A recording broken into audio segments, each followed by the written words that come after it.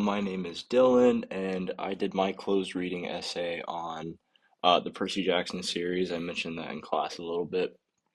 But instead of looking at it as a good representation of neurodiversity and ADHD and having dyslexia and things like that, I am going to talk about how it's not a fully authentic and proper representation of ADHD and dyslexia and what it's like to generally live with neurodiversity.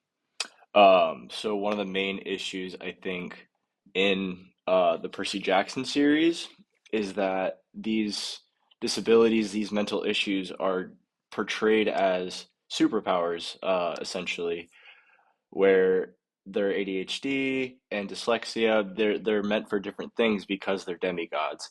Which as a kid growing up with ADHD, it felt nice to have some sort of mention of that, of just like kids that didn't fit in with the mold of other kids of normalcy. Um, but I think outside of mentioning it, there's not much portrayal of these characters actually dealing with the symptoms of the mental disabilities that the book says they deal with. Um, so yeah, ADHD is generally attributed, and in the first book it mentions how they're meant to their DNA is essentially wired for battle, and they fidget and move around so much because um, they like have this internal desire to be fighting, not negatively, but like impulsiveness and that all plays a role into like battle reflexes. Um, Dyslexia is generally attributed to a brain wired to read ancient Greek or Latin, depending on which series you're talking about.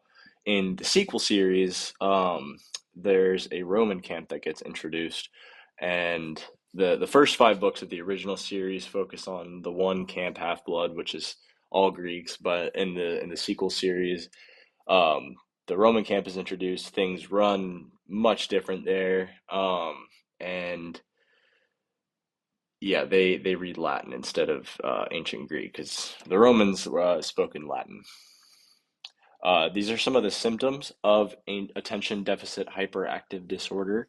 Uh, Adult ADHD symptoms may include impulsiveness.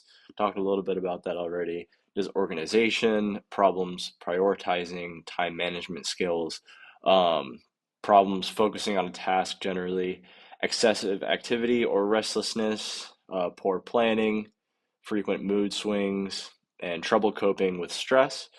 And it's interesting that that last little symptom right there because I feel like a lot of the situations that the characters are put into in the series are stressful, eh, to say the least. I mean, the final battle of Book Five in the original series takes place on the Empire State Building in New York City, and it's just this massive battle that's happening, and just for like these young characters to be dealing with that, I think they would have struggled a lot more to process that. I mean, granted, it is a kid's book, so it's a little bit tough to like, you can't really dive too deep into the traumatizing aspects of being in these battles.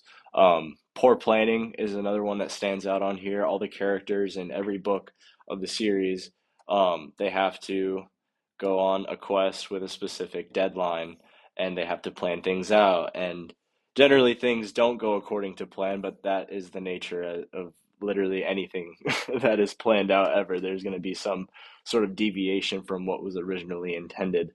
Problems focusing on a task, that is like not touched on like even a little bit. If the characters need to get something done, they do.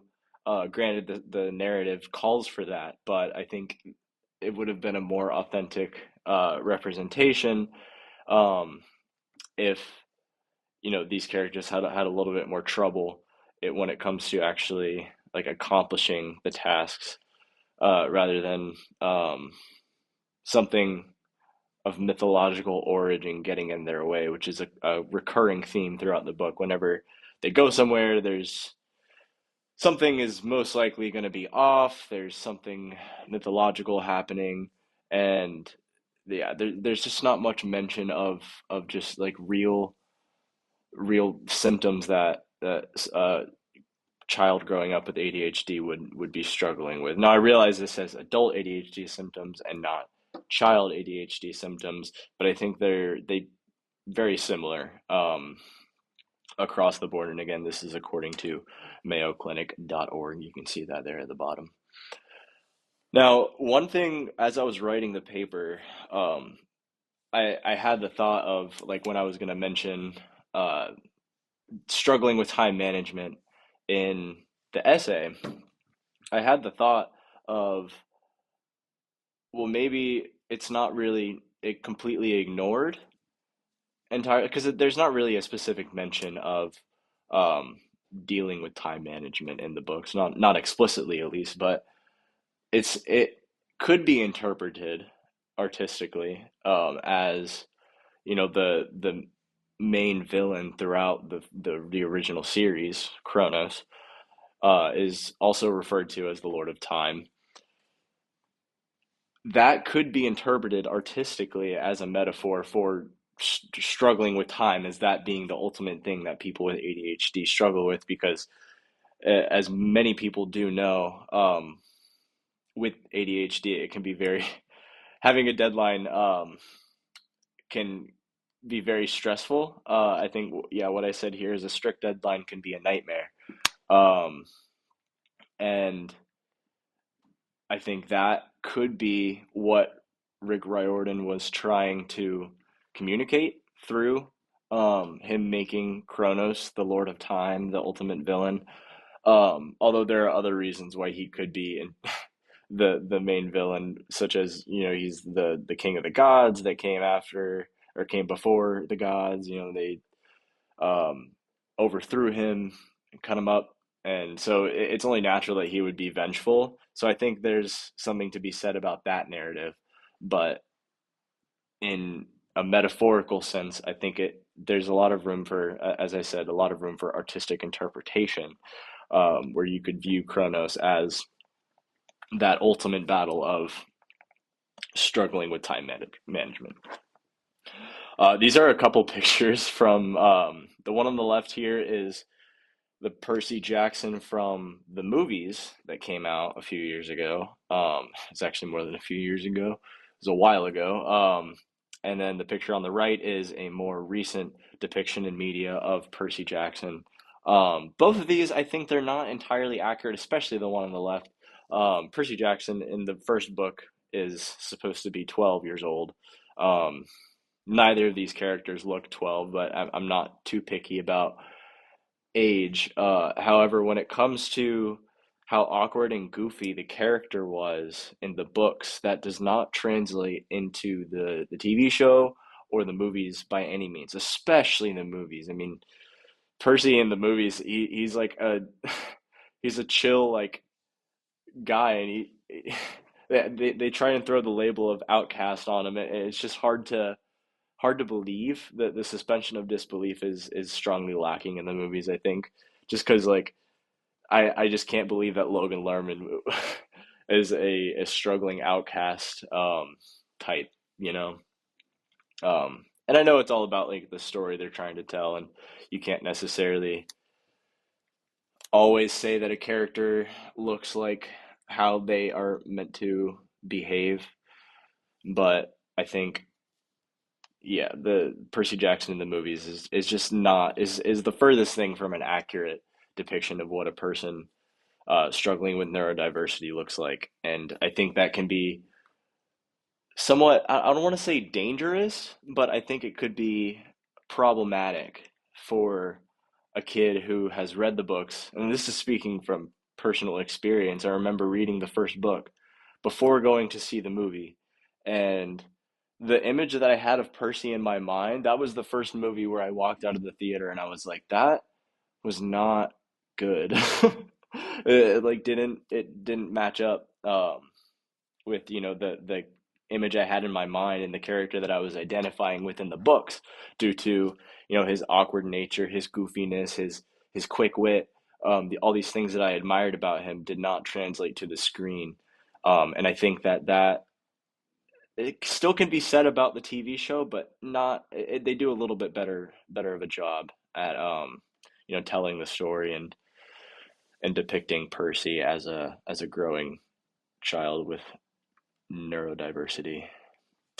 Here are a few things that I think Percy Jackson did very well. I think in the first book it mentions how Percy was always getting into trouble, not by out of malice. He's never like intentionally doing something wrong. It's just more like things happen, and someone's like, "Why did you do this?" And that is something.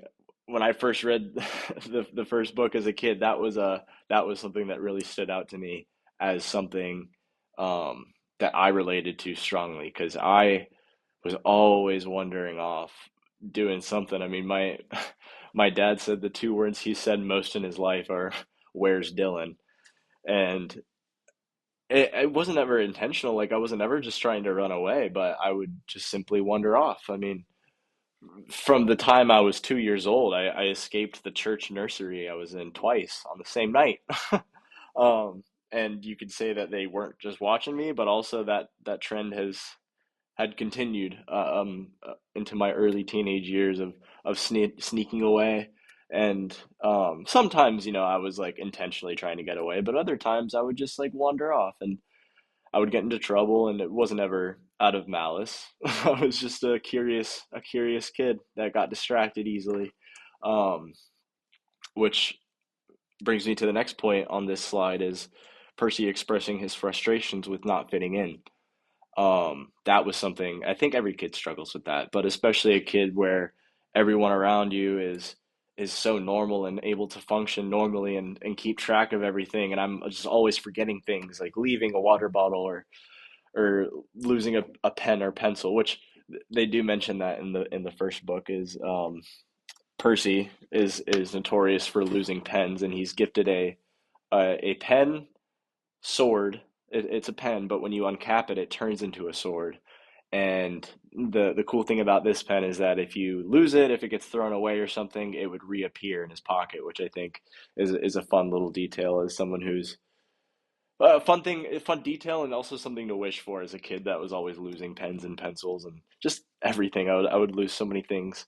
Um, and the author, Rick Riordan, successfully connects Percy with the reader with the strong use of second person at the start of the first book.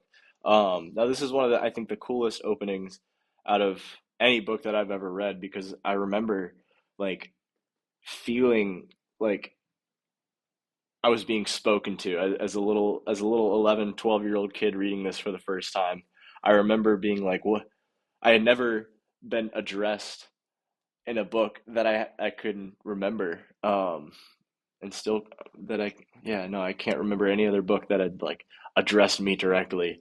And I have that quote right here, whereas, but if you recognize yourself in these pages, if you feel something stirring inside, stop reading immediately. You might be one of us.